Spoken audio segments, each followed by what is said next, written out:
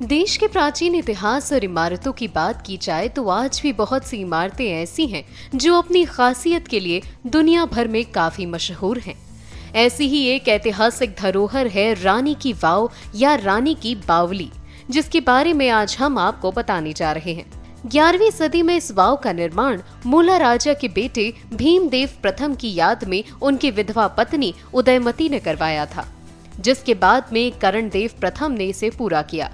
गुजरात के पाटन, जिसका नाम पहले अहिल्यपुर था, उसमें स्थित इस बावड़ी के निर्माण में मारू गुर्जर स्थापत्य शैली का इस्तेमाल बेहद खूबसूरती से किया गया है।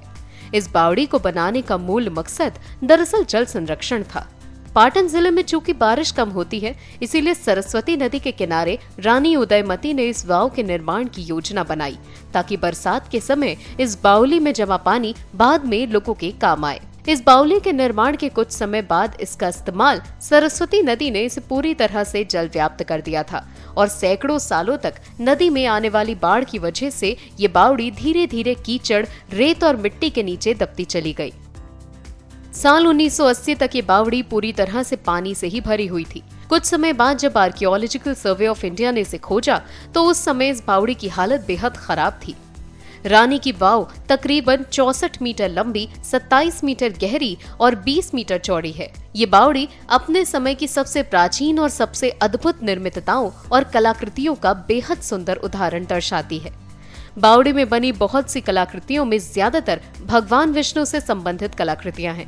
भगवान विष्णु के दशावतार के रूप में ही बावड़ी की मूर्तियों का निर्माण किया गया है, जिनमें से प्रमुख हैं कल्की, रामकृष्ण, नरसिम्हा, वामन, वाराही और दूसरे मुख्य अवतार। रानी की बावड़ी में आज भी ऐसे कई आयुर्वेदिक पौधे देखे जा सकते हैं जिनका इस्तेमाल प्राचीन समय में बेहद गंभीर बीमारियों के उपचार के लिए किया जाता था। बावड़ी के नीचे एक छोटा सा द्वार भी है, जिसके भीतर 30 किलोमीटर की एक सुरंग है, मगर फिलहाल इस सुरंग को मिट्टी और पत्थरों से ढक दिया गया है। पहले ये सुरंग बावड़ी से निकलकर सीधी सिद्धपुर गांव की ओर जाती थी, जिससे बताया जाता है कि इसका उपयोग गुप्त निकास द्वार के रूप में उस समय राजा किया करते थे। 7 मंजिला इस वाव की दीवारों और स्तंभों पर सैकड़ों नक्काशियां की गई हैं।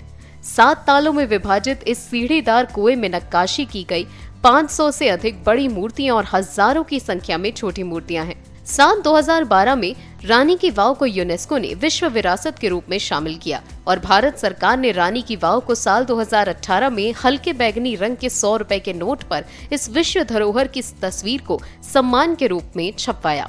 तब से लेकर आज तक 100 रुपए की तस्वीर के पीछे आप रानी की वाव की तस्वीर भी छपी पाएंगे।